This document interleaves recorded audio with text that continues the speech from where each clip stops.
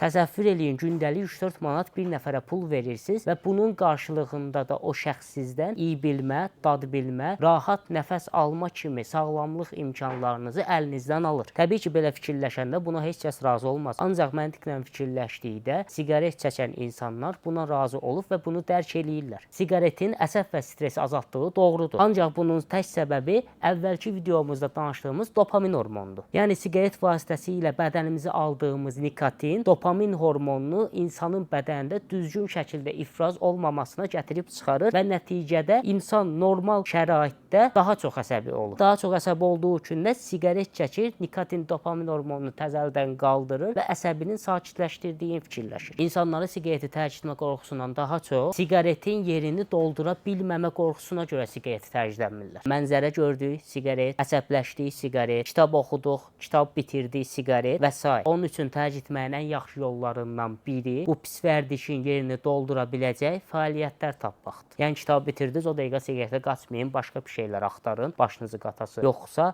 siqaret tərcih etmək qeyri-mümkün olasıdır. Çünki həyatımızda hər şeyi siqaretlə bağlaşdırmışıq. Son statistikaya görə də siqaret çəkənlərin sayı 27% azalıb. Diləyirəm ki, bu videonu izləyib siqaret çəkənlər də bu faizin içinə vaxtı gələndə daxil olar. Bizi izləməyə davam edin.